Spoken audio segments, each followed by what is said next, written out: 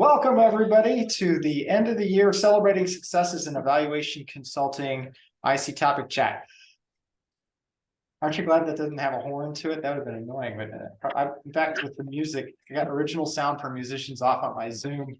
I'm not sure that would have come through. It probably would have muted it. They're really clever that way. Anyway, welcome. This is our last session for the year 2022. And I put this session to kind of just on the chart on the list on the calendar way back in the day. And then I saw Margaret Patterson put almost the exact same name into her Birds of a Feather presentation for AEA. And I said, Margaret, let's combine forces. So she graciously agreed to join us today to lead this session as a guest host for the IC topic chat today to celebrate successes. And we had a wonderful roundtable Birds of a Feather at AEA. And but this is even better because we have a chance to involve more people through the power of Zoom. So Margaret, I'm going to be quiet. I'm going to pass it over to you and welcome. Thank you. Great. Thanks, Matt. And I'll start with some jingle bells. I know that sound gets really annoying coming through headphones, so I won't do that again. But I wanted to start with a little bit of joy. 'Tis the season. I see Matt's got his beautiful Christmas tree back behind him, and he's got his party hat on. So yeah, we definitely want to talk about celebrating successes in evaluation consulting today. My name is Margaret Patterson, as Matt said. I'm senior researcher with Research Allies for Lifelong Learning, and we are based in Blacksburg, Virginia, where we're getting lots of snow and ice right now.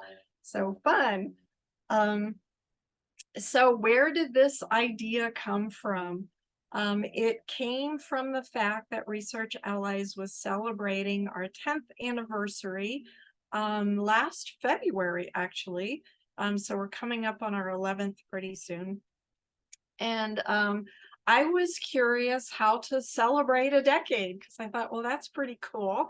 But what can we do about it? And so I asked on in this group at the time. I brought up the question, and I also asked at one of Ann Price's workshops.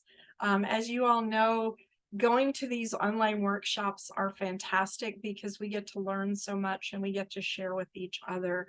And you all gave me some wonderful ideas on what we might be able to do to celebrate that anniversary. So that kind of got the ball rolling. And it was really exciting to hear people say things like, well, what if you used a timeline on your website? Or what if you came up with a new logo? Or you could potentially have a party and invite lots of your colleagues. There were all kinds of creative ideas that came out of that. And everybody touched on some really great ideas, but not in too much depth. And so I thought this might be fun to bring up at AEA, and as Matt said, I had the opportunity to put in a proposal for a session, and it was accepted, and so here we are. So what are some things that we might want to celebrate? We know that as you can see in the picture here, time is flowing away. We put a lot of energy as independent consultants into keeping our evaluation work going and just making sure that we're as successful as we can be in our businesses. And so the question really comes up, do we have time to celebrate? And I would posit that it's worth making the time. And celebrating success is really fun, of course, but from a serious point of view, there are some things that we can work into our celebrations to help keeping our evaluations and our businesses going. And so I'm hoping that we can talk about that. And I have a whole bunch of questions for you at the end after Matt turns off the recording. Okay, so I know that we realize that we may not have much time to set aside to look at what's working. but maybe we can think about things that are happening as we go along, either in the evaluation work that we're actually doing, and what we might want to celebrate from that in terms of our successes, or perhaps even looking at the business approach that we're taking. So maybe there's an innovative way that we're conducting the business that we want to celebrate that because dang, it's working. And that's good if we possibly can. Okay, so what if we are successful? That's a great thing, right? And so again, I know that it's important to celebrate those successes. It doesn't have to be an anniversary like it was in my case, but it could be. It could be something like the end of a really large evaluation project, and we've all had those where it's the final report goes in, we have that sigh of relief, we're ready to go. But before we jump into the next thing or continue on with the second or the third or whatever project that we have going on, I think it's important to step back and take a look at, gee, what did we accomplish? And how can we celebrate that? Maybe there was some big outcome from the evaluation that your client was just totally thrilled with. And so you want to celebrate that.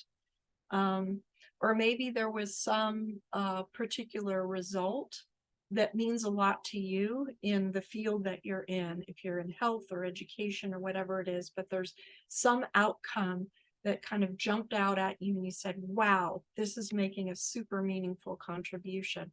Let's celebrate that. How can we do that? It's also a matter of looking forward to evaluations that may be coming up. So is there a way that we can celebrate that that benefits us in future evaluations?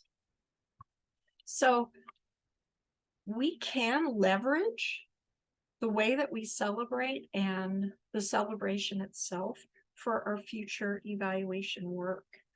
And what I mean by that is it might actually, in the process of reflecting, in the process of looking ahead, it might give us ideas for planning the next evaluation.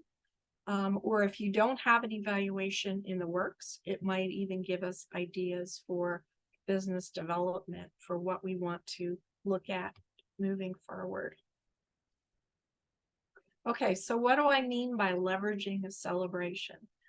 So if we step back to review what happened in terms of evaluation planning. So which evaluations worked well or not, because sometimes they don't go as well as we would like them to. But to take that time to reflect and step back and then say, oh, okay, this worked great, let's celebrate it, or that didn't, we can fix it for the next time around. Or looking ahead in terms of business development. It's the end of the year right now. 2022 is almost done. We're looking forward to 2023. What do we think we're going to be celebrating a year from now? It could be lots of things depending on the projects that you have going. And so that process of reflection, that process of looking forward can help you figure out some of those things that you might be able to leverage. So let me give you a couple examples because I know examples always help make things a little bit more concrete. So when I was in the process of figuring out how could we celebrate our anniversary, one of the things that popped up on the list was we had never really had a logo before. And so I, along with my business partner, there's just two of us, I took the time to think about what might our logo look like? And we actually found a person through one of our clients who was really good at graphics and had lots of great ideas. And he helped us come up with ideas to start with. And we really worked on this for a couple of months until we had a logo that we were happy with. And so this is our logo, and we have the version for 10 years. And then I said, you know, eventually those 10 years will become 11 or 12 or whatever. So can you give us something that we can think about for later on? So we have another version coming up later, but it looks very similar to this. And then the other thing that I thought would be important to do was to look at some of our major projects, come up with a timeline. And this timeline is on our website. So if you go to the researchallies.org website, this is exactly what you'll see on the homepage. And it just gave us a chance to talk about some of our major projects and to get the word out there. Okay, so now we come to the questions section, and I guess, Matt, this is where we want people to talk, and so I'll let you take it from here. All right, thanks, Margaret. And for those of you guys watching from YouTube, not in real time, we look forward to seeing all of you guys next year. Feel free to join us in person. You get a little more out of it if you're able to on Thursdays at noon Eastern, or if you're in Central Time zone like me, it's 11 o'clock. And if you're interested in becoming being a part of the subcontractor fair, let me know. We're going to be doing that in February. Bye, YouTube folks.